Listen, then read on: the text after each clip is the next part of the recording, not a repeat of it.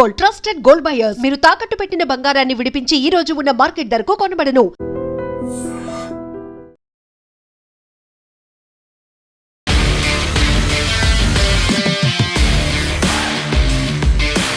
నమస్తే, నేను Kavitha. Welcome to I dream. మనతో పాటుగా ఉన్నారు మన తెలంగాణ ఎడిటర్ దేవులపల్లి అమర్ గారు. అమర్ గారు నమస్కారం అండి. సో మనం వీకెండే కాదు, ఇయర్ ఎండ్ గురించి కూడా మాట్లాడుకుంటే, యాక్చువల్ గా పాలిటిక్స్ లో తెలంగాణ అనగానే మనకి 2 ఏళ్లలో ప్రభుత్వం మారిన తర్వాత వచ్చినటువంటి రీసెంట్ ఎలక్షన్స్ గురించి చూస్తే, జూబ్లీ హిల్స్ బై ఎలక్షన్స్ తర్వాత వచ్చినటువంటి లోకల్ బాడీ ఎలక్షన్స్, వీటన్నిట్లలో కూడా కాంగ్రెస్ పార్టీ గెలిచింది అనేది కనిపిస్తుంది. బట్ అది కాంగ్రెస్ పార్టీ గెలుపు కింద చూస్తారా, లేకుంటే రేవంత్ రెడ్డి వల్ల వచ్చింది అనేది భావిస్తారా? ఎందుకంటే మళ్ళీ ఈ టైంలోనే మనకి 2 years అనేది కూడా కంప్లీట్ అయింది కాబట్టి మీరు ఎలా మెజర్ చేస్తారు వాటిని? ఇప్పుడు కాంగ్రెస్ పార్టీయా రేవంత్ రెడ్డి ఇంకోటి అని కాదు చూడాల్సింది. ఎప్పుడైనా ఒకటి గుర్తుపెట్టుకోవాల్సింది ఏంటంటే, లోకల్ బాడీస్ ఎప్పుడు కూడా గవర్నమెంట్ అనుకూలంగానే వస్తాయి ఫలితాలు చాలా వరకు. ఎందుకంటే ఇంకా 3 సంవత్సరాలన్నది ఈ కాంగ్రెస్ పార్టీ ప్రభుత్వం, ఇంకా 3 సంవత్సరాలు ఉంటుంది ఎన్నికలకి, ఇంకా 3 సంవత్సరాలన్నది. 3 సంవత్సరాల పాటు ప్రతిపక్షంలో ఉండి సాధించగలిగేది ఏమి ఉండదు, కష్టం అవుతుంది. కాబట్టి సహజంగానే ఒకటేమో ఇవి రాజకీయ పార్టీలతో సంబంధం లేని ఎన్నికలు, అంటే రాజకీయ పార్టీల పేరు మీద పోటీ చేసేవి కాదు, ఆ గుర్తుతో జరగట్లేదు. లెక్కలు చెప్తాం మనం తర్వాత, కానీ ఆ గుర్తు మీద పోటీ చేయరు. ఇప్పుడు కాంగ్రెస్ పార్టీ గుర్తు చేతి గుర్తు, అదే బీఆర్ఎస్ పార్టీ గుర్తు కారు, వాటి ప్రాతిపదికన జరగవు ఎన్నికలు, ఇండిపెండెంట్గా జరుగుతాయి. ఏం జరిగినా కూడా గెలిచిన వాళ్ళు ఎప్పుడు కూడా మెజారిటీ అధికారంలో ఉన్న పార్టీతోటే ఉంటారు. ఎందుకంటే వాళ్ళ గ్రామ పంచాయతీల్లో పనులు కావాలి, పొలిటికల్ అడ్వాంటేజ్ కానీ లేదా ఎకనామికల్గా గ్రామానికి జరగాల్సిన మంచి కానీ, వీటన్నిటికి సంబంధించి అధికార పక్షం వైపే ఎక్కువగా ఉంటారు. రెండవది, ఇప్పుడే తెలంగాణలో వాతావరణం కానీ, ఆంధ్రప్రదేశ్లో వాతావరణం కానీ, మొత్తంగా దేశం మీద వాతావరణం చూసినా కూడా పొలిటికల్గా మనం ఒక లైన్ అనేది చాలా బలంగా గీసుకొని ఉన్నాయి పొలిటికల్ పార్టీలన్నీ కూడా. గతంలో ఇట్లా ఉండేది కాదు. పొలిటికల్ ఏమంటారు, ద్వేషం అనేది ఉండేది కాదు పాలిటిక్స్లో. ఎంతసేపు మనం గెలవాలే అనే ఒక స్పోర్టివ్ స్పిరిట్ ఎక్కువ ఉండేది. ఈ వెంజెంట్ఫుల్ పాలిటిక్స్ అనేవి ఉండేవి కాదు.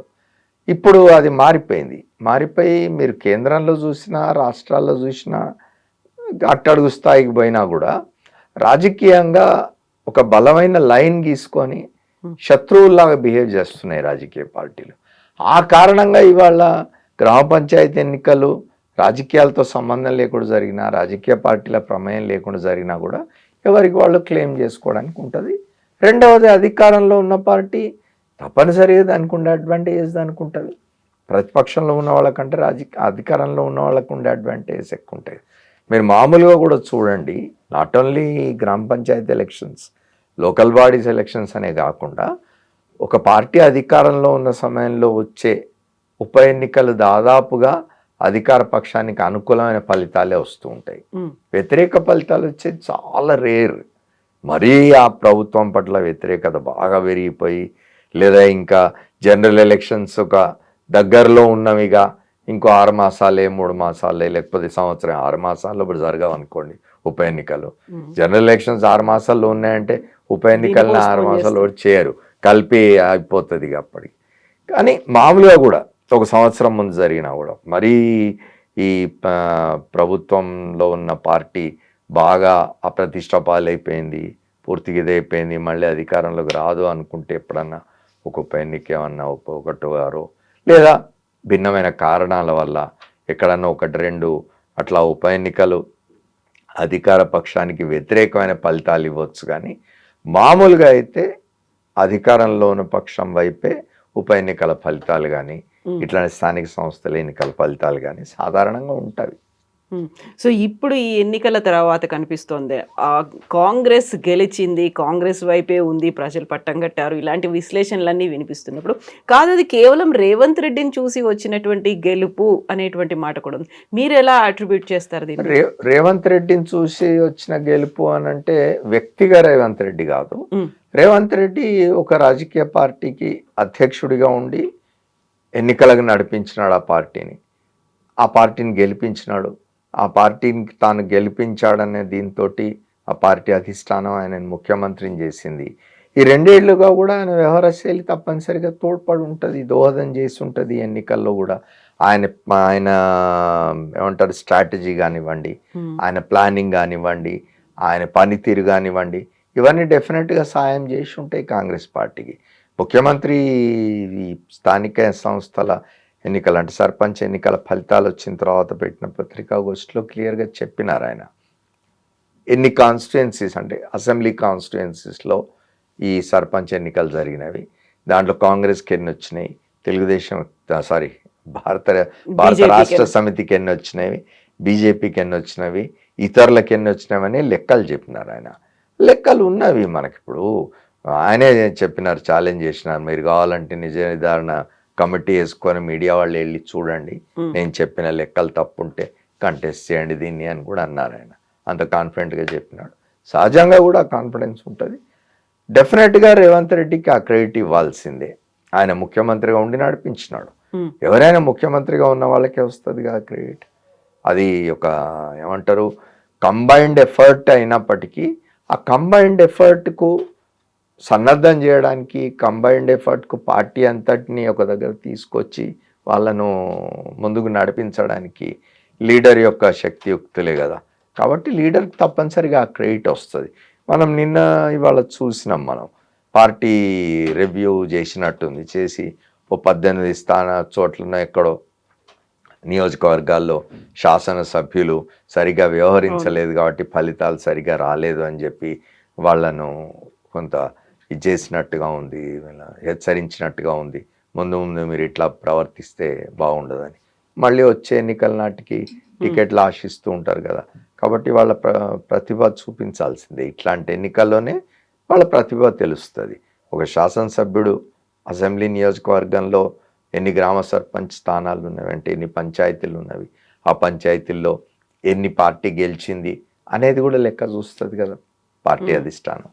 అట్లా సో ప్రభుత్వం పరంగా 2 ఏళ్ళు కంప్లీట్ అయిపోయాయి అనుకున్నప్పుడు అందరినీ ఒకే దగ్గరికి తీసుకురావాలి అనుకుంటే ఒక టీం లీడర్గా ఆ టీంని ఆయన అనుకున్నట్టుగా నడిపించగలుగుతున్నారా? గతంలో అయితే బోల్డ్ అంతా ఆరోపణలు వచ్చేవి, లేకపోతే ఆయన మీద విమర్శలు అనేవి వచ్చేవి, కొన్ని రకాలుగా గ్రూప్స్గా విడిపోయి మాట్లాడుకుంటున్నారు, యాంటీగా గ్రూప్స్ అనేవి ఉన్నాయి అనేది, వీటన్నిటినీ సమర్థవంతంగా లీడ్ చేయగలుగుతున్నారంటారా?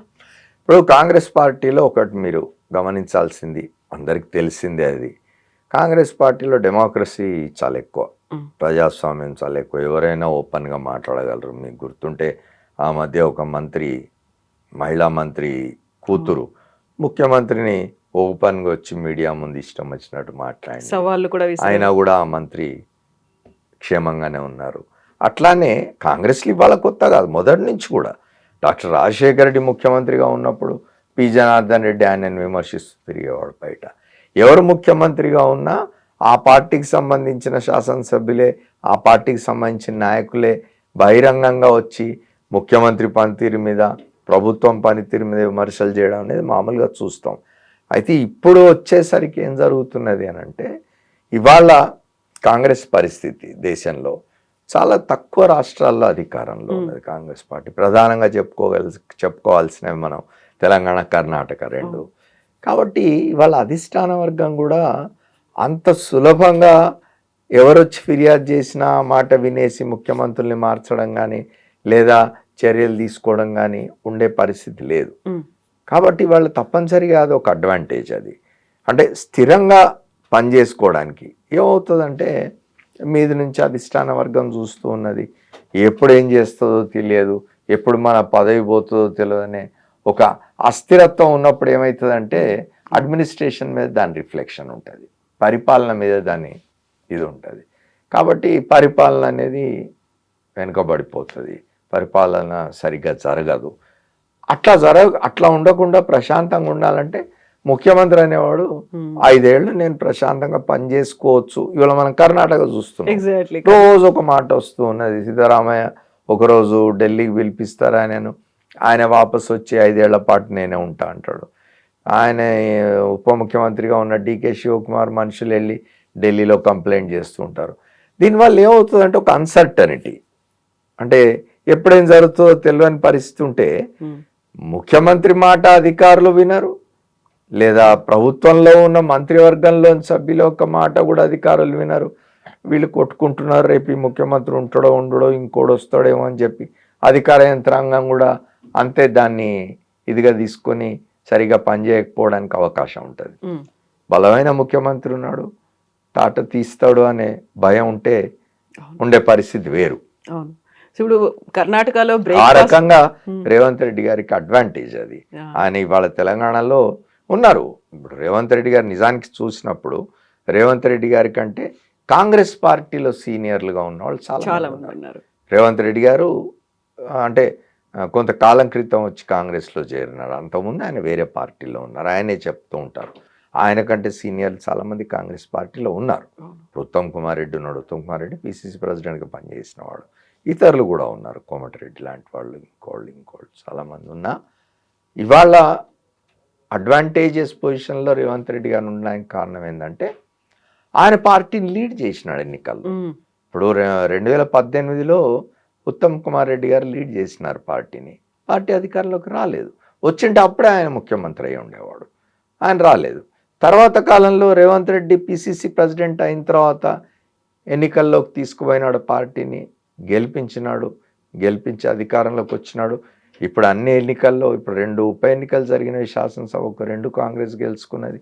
ఇప్పుడు గ్రామ పంచాయతీ ఎన్నికల్లో కూడా మంచి ఫలితాలు సాధించినాడు, అడ్మినిస్ట్రేషన్ చేస్తున్నాడు. కాబట్టి డెఫినెట్గా అధిష్టాన వర్గం కూడా అంత సులభంగా ఆయననేదో తప్పించాలనో లేదా ఆయన పరిస్థితిని గందరగోళపరచాలనో అస్థిరపరచాలనో ఆలోచిస్తుందని నేను అనుకోను. కర్ణాటకలో బ్రేక్ఫాస్ట్ రాజకీయాలు కూడా అయిపోయాయి, బ్రేక్ఫాస్ట్ మీటింగ్లు అయిపోయాయి. 1 కాదు 2 కాదు వరుసగా అవుతూ వచ్చినప్పుడు కూడా అప్పటికి మీరు చెప్పినటువంటి అన్సర్టనిటీ అనేది కంటిన్యూ అవుతుంది. ఇప్పుడు రోజుకో విధంగా మాట్లాడుతున్నారు. ఇవాళ మళ్ళీ మనం లేటెస్ట్గా సిద్ధరామయ్య స్టేట్మెంట్ చూసినట్టయితే 5 ఏళ్లలో పదవులు పంచుకునే విషయంలో ఎటువంటి ఒప్పందాలు జరగలేదు అని ఆయన చెప్తూ ఉన్నాడు. నిన్న మొన్నటిదాకా ఏమనుకున్నారు, 2.5 ఏళ్ళు సిద్ధరామయ్య ఉంటే 2.5 ఏళ్ళు డికే శివకుమార్ ఉంటాడు అని అనుకున్నారు. అంటే ఏమవుతుందంటే ఇదంతా కూడా ఈ పార్టీలోని ఇతర నాయకులు, శాసనసభ్యులు కానివ్వండి, మంత్రులు కానివ్వండి, పార్టీ యంత్రాంగం కానివ్వండి, ఇదంతా ఏందో పర్మనెన్సీ లేదు దీనికి. ఎప్పుడు ఏమవుతుందో తెలియదు అన్నప్పుడు సీరియస్నెస్ ఉండదు. పనిచేసే దగ్గర అధికార యంత్రాంగం బ్యూరోక్రసీ కావచ్చు, పార్టీ యంత్రాంగం వీళ్ళంతా కూడా ఎప్పుడేం జరుగుతుందో చూద్దాం, ఇప్పటి నుంచి ఎందుకు మనం చేయడం అది తాత్సారం చేసే పరిస్థితి ఏర్పడుతుంది. సో అక్కడ కేంద్రం కాంగ్రెస్ అధిష్టానం అయితే ఏం మాట్లాడట్లేదు, అసలు కలగజేసుకున్నట్టుగా కూడా కనిపించట్లేదు. బట్ తెలంగాణకి సంబంధించి ఒక గ్రీన్ సిగ్నల్ లాగా ఇచ్చారు, ఒక గురి, ఒక పట్టు రేవంత్ రెడ్డికి ఉంది అన్నట్టుగా అలాంటి ఇండికేషన్స్ కూడా ఏమన్నా ఇచ్చారా? గతంలో వినిపించినట్టుగా ఎక్కువ కాలం ఉండదు, ఇది పడిపోతుంది అనే మాట కాంగ్రెస్ నుంచే కాదు విపక్షాల నుంచి కూడా వచ్చేది కాదు, విపక్షాల నుంచే ఎక్కువ వస్తుంది. కానీ కాంగ్రెస్ పార్టీ మీరు గమనించినట్టయితే మొదటి నుంచి కూడా కాంగ్రెస్ పార్టీ ఎప్పుడూ బయటికి మాట్లాడదు, బయటికి చెప్పదు, చేసేస్తుంది అంతే. తర్వాత మీకు తెలుసు కాంగ్రెస్ పార్టీ చరిత్ర మనకు తెలుసు. ఎక్కడ కూడా నెహ్రూ కాలం నుంచి కూడా, మళ్ళీ ఇప్పుడు నెహ్రూని మనం విమర్శించినాం అనుకోవద్దు, నేను భారతీయ జనతా పార్టీ తరహా విమర్శలు నేను నెహ్రూ మీద చేయడం లేదు. నెహ్రూ చాలా గొప్ప నాయకుడి దేశానికి. కానీ అంటే ఒక పార్టీ యొక్క క్యారెక్టర్ అది. కాంగ్రెస్ పార్టీ క్యారెక్టర్ ఏంది అని అంటే, ఇప్పుడు రాష్ట్రాల్లో ఉండే నాయకులు, రాష్ట్రాల్లో ఉండే నాయకత్వాలన్నింటినీ కూడా వాటి కింద పనిచేసే వాటిగానే చూస్తాయి. డెమోక్రటిక్గా వాటికి ఫ్రీడమ్ ఇచ్చేద్దాం, వాళ్ళు ఎట్లా అయినా చేసుకొనివ్వండి. ఒక రాజశేఖర రెడ్డి గారి విషయంలో జరిగింది అది. రాజశేఖర రెడ్డి గారు చాలా తను చేయాలనుకుని చేసినాడు, వాళ్ళతో కూడా చేయించినాడు. ఆయన నిజానికి ఉచిత కరెంట్ అన్నాడు, వాళ్ళ పార్టీ దానికి సిద్ధంగా లేదు. ఆయన దానికి అంగీకరింపజేసినాడు. అది సాధ్యమే, మనం చేయవచ్చు అని నిరూపించినాడు ఆయన. కాబట్టి ఆయన వరకు చాలా ఫ్రీగా పనిచేసుకోగలిగినాడు. మామూలుగా ఏంటంటే కాంగ్రెస్లో ముఖ్యమంత్రికి ఎప్పుడు కూడా మీద ఇట్లా కత్తి వేళ్లాడుతూ ఉంటుంది అని చెప్తారు. వాళ్ళు అట్లా ఉంచుతారు, అది కాంగ్రెస్ పార్టీ యొక్క స్వభావం. సో ఇప్పుడు అలాంటి పరిస్థితులు అయితే రేవంత్ రెడ్డికి లేవు. అట్లాంటిది ఏం కనిపించడం లేదు. 2 ఏళ్ల పాలన ఎలా అనిపించింది మీకు? 2 ఏళ్ల పాలన ఇప్పుడు ప్రభుత్వం ఇస్తున్న లెక్కల ప్రకారం చూసినట్టయితే ఇప్పుడు ప్రధానంగా చూసుకోవాల్సింది ఏమిటి అని అంటే, రాష్ట్రం విడిపోయిన తర్వాత, తెలంగాణ రాష్ట్రం ఏర్పడిన తర్వాత 2014లో దాదాపు 9 సంవత్సరాల పైబడి భారత రాష్ట్ర సమితి అధికారంలో ఉన్నది.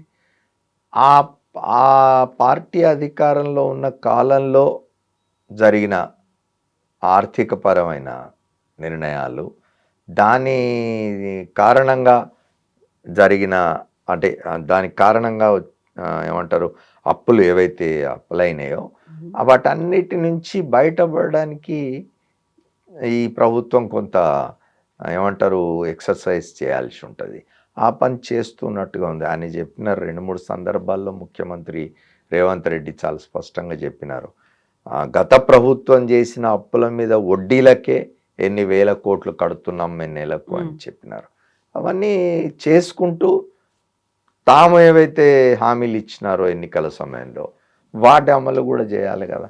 ఇవాళ ఫ్రీ బస్ అనండి, లేకపోతే రైతులకు ఇవ్వాల్సిన కంపెన్సేషన్ అనండి, ఇతర విషయాలన్నీ మొన్న 2 రోజుల క్రితం గ్రామ పంచాయతీల ఫలితాల రోజున ముఖ్యమంత్రి గారు మళ్ళీ వివరంగా ఏకరువు పెట్టినాడు ఏమేమి చేస్తున్నాం ఏంది అనేది. అవన్నీ చేయడానికి ఇవాళ ఉన్న ఆర్థిక పరిస్థితుల్లో కష్టపడాల్సిందే ఈ ప్రభుత్వం. ఆర్థికంగా ఇప్పుడు ఏమవుతుందంటే, ఒకటి కేంద్రం నుంచి సహాయం.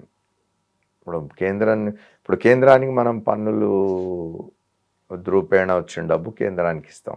దానిలోంచి కేంద్రం మనకు వాటా ఇవ్వాలి. ఏం జరుగుతున్నది? కేంద్రం ఏం చేస్తుంది?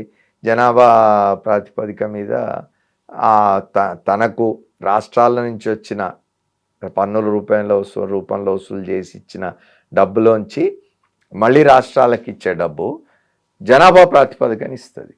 ఆ ఇచ్చినప్పుడు ఏమవుతున్నదంటే, ఎక్కువ జనాభా ఉన్న రాష్ట్రాలు బీహార్ లాంటివి, యూపీ లాంటివి, ఉత్తరప్రదేశ్ లాంటివి అట్లాంటి వాటికి ఎక్కువ డబ్బు పోయి ఎక్కువ పన్నుల రూపంలో ఎక్కువ ఆదాయాన్ని సంపాదించి కేంద్రానికి ఇచ్చిన తెలంగాణ, ఆంధ్రప్రదేశ్ లాంటి రాష్ట్రాలకు తక్కువ డబ్బు వస్తుంది రిటర్న్. అది ఒక అనామలి, అదొకటి సరి చేయాల్సిన అవసరం ఉంది. అది చాలా కాలంగా చర్చ జరుగుతున్నది. రాష్ట్రాలకు కేంద్రానికి మధ్య ఇది చాలా కాలంగా నడుస్తూ ఉన్నది. మనం ఎంత ఇచ్చినామో ఆ నిష్పత్తిలో మనకు మళ్ళీ నిధులు తిరిగి రావాలి అని రాష్ట్రాలు కొట్లాడుతున్నాయి. మేము 10 రూపాయలు ఇస్తే మీరు అందులోంచి మాకు 1 రూపాయి ఇస్తున్నారు. మేము ఇచ్చిన 10 రూపాయల్లోంచి 8 రూపాయలు మీరు బీహార్కు, ఉత్తరప్రదేశ్కు ఇస్తున్నారు. ఇది అన్యాయం. ఇది మాకు రావాల్సిన వాటా పెంచాలి అని రాష్ట్రాలు చాలా కాలంగా అడుగుతున్నాయి. సో ఇక్కడ రాష్ట్రంలో తన మార్కు చూపించుకుంటున్నారా రేవంత్ రెడ్డి? గ్లోబల్ సమ్మిట్ కావచ్చు, ఆ తర్వాత మెస్సీ వచ్చిన తర్వాత ఇవన్నీ కూడా నేనేంటి అనేది చెప్పే ప్రయత్నమా? ఇవన్నీ కూడా ఇప్పుడు గతంలో బీఆర్ఎస్ ప్రభుత్వం ఉన్నప్పుడు ఇక్కడ ఈ కార్ రేసులు పెట్టినారు. ఇప్పుడు మెస్సీ వచ్చినాడు, లేకపోతే గ్లోబల్ సమ్మిట్ ఫ్యూచర్ సిటీకి సంబంధించి ఇప్పుడు ఆ గ్లోబల్ సమ్మిట్ కూడా ఎక్కడైతే ఫ్యూచర్ సిటీ అనుకుంటున్నారో అక్కడ జరిపినారు. ఇదంతా కూడా showcasing Hyderabad to the world. అయితే హైదరాబాద్కు ఉన్న అడ్వాంటేజ్ ప్లస్ అధికారంలో ఉండే పొలిటికల్ పార్టీలకు ఉండే అడ్వాంటేజ్ రెండు కూడా ఏమిటి అంటే, హైదరాబాద్ ఒక సహజ సిద్ధమైన ఇది ఉన్న నగరం, గ్రోయింగ్ ఫర్దర్. ఆల్రెడీ హైదరాబాద్ ఇప్పటికే ఇది ఒక గ్లోబల్ సిటీ, ఒక కాస్మోపాలిటన్ సిటీ. ఇంకా ఇది విస్తరించడానికి, ఇంకా పెరగడానికి చాలా అవకాశాలు. ఎందుకంటే మనకంత ల్యాండ్ ఇది ఉన్నది, ఎంత దూరమైన ఎక్స్టెండ్ కావచ్చు. మనకేమి సముద్రాలు లేవు చుట్టూ, ల్యాండ్ తక్కువ ఉన్నది లేదు, వీఆర్ ల్యాండ్ లాక్డ్ సిటీ. కాబట్టి ఈ అడ్వాంటేజ్ పొలిటికల్ పార్టీస్ కూడా అడ్వాంటేజ్. ఎవరు అధికారానికి వచ్చినా నేనే దీన్ని ఏదో హైదరాబాద్ను నేనే నిర్మించినాను కాలర్లు ఎగిరేసుకోవాల్సిన అవసరం లేదు. మీరేం చేసినా చేయకున్నా హైదరాబాద్ ఎదుగుతుంది, పెరుగుతుంది. అయితే మీ విజన్ తోటి, మీ దీంతో కొంత దాన్ని మరింత ఇది చేయడానికి, మరింత విస్తరింపజేయడానికి, మరింత గ్రోత్కి పొలిటికల్ పార్టీలు ఉపయోగపడవచ్చు. ఆ ప్రయత్నమే రేవంత్ రెడ్డి ప్రభుత్వం కూడా చేస్తూ ఉన్నాడు. 2047 కల్లా 3 ట్రిలియన్ ఎకానమీగా తెలంగాణ రాష్ట్ర ప్రభుత్వం ఉండబోతుంది. అందుకే భారత్ ఫ్యూచర్ సిటీ కావచ్చు, గ్లోబల్ సమ్మిట్ కావచ్చు, రైజింగ్ తెలంగాణ అనేటువంటి నినాదం కావచ్చు, ఇవన్నీ నిజంగా వర్కౌట్ అవుతాయి. ఎందుకంటే ఇన్వెస్ట్మెంట్స్ని అట్రాక్ట్ చేయడం కోసం మనం ఇవన్నీ మాట్లాడతాం. ఏ రాష్ట్రంలో అయినా కూడా ఈజ్ ఆఫ్ డూయింగ్ బిజినెస్ అనండి, లేకపోతే గ్లోబల్ సమ్మిట్స్ పెట్టి ఇన్వెస్టర్స్ని ఇన్వైట్ చేయడం కానివ్వండి, సిఐఏ సమ్మిట్స్ కానివ్వండి. ఎందుకు చేస్తామనంటే ఒక ప్లేస్ ఉన్నది, ఆ ప్లేస్ ఎందుకు వస్తారు ఇన్వెస్టర్స్? నీకు అన్ని రకాలుగా అడ్వాంటేజ్ ఉంటేనే ఇన్వెస్టర్ వస్తాడు, లేని చోటికి పోరు ఇన్వెస్టర్స్ ఇవాళ. అంటే వాతావరణ రీత్యా కావచ్చు, మీకు వనరుల రీత్యా కావచ్చు, జియోగ్రాఫికల్గా కావచ్చు, ఏం చూసినా కూడా మీకు Hyderabad is the best place to. అందుకే కదా ఇప్పుడు ఇవాళ మీరు చూడండి హైదరాబాద్లో ఇప్పటికీ ఇంకా ఇతర రాష్ట్రాల నుంచి వచ్చి హైదరాబాద్లో స్థిరపడుతూ ఉన్నారు. That is the advantage of Hyderabad. So మీరు ఈ 2 ఏళ్ల పాలనకి మార్కులు ఏమంటే ఎన్ని వేస్తారు? మార్కులు ఏమేస్తామమ్మా? మార్కులు వేయడం అంటే ఇప్పుడు 10 మార్కులు ఉండి అందులో ఎన్ని మార్కులు వేస్తావు నువ్వు అని అడిగితే అట్లా మార్కులు వేయడం కాదు, కానీ ఉన్నంత వరకు బాగానే జరుగుతూ ఉన్నది. ఉన్నంత వరకు ఇప్పుడు ఉన్న ప్రభుత్వానికి హెడ్ చేస్తున్న ముఖ్యమంత్రి రేవంత్ రెడ్డి ఆయన ప్రయత్నం ఆయన చేస్తూ ఉన్నాడు. మార్కులు వేయడం కాదు, కానీ ఏ రాజకీయ పక్షమైనా అధికారంలోకి వచ్చిన తర్వాత ఆ రాష్ట్రంలో అప్పటికున్న వనరులు, అప్పటికున్న ఆదాయం, వాటి మీద ఆధారపడి పనిచేయాల్సింది. ఆ మేరకు మంచి పని చేస్తున్నది ప్రభుత్వం అని అనిపిస్తుంది. Yes, sir. Thank you so much. Thank you. And for more videos, Please subscribe to iDream. Please subscribe to iDream. Please subscribe iDream. And please subscribe to iDream. For more videos, subscribe to iDream. please like, share, and subscribe to the channel. Congratulations, iDream. Subscribe to iDream. Subscribe to iDream.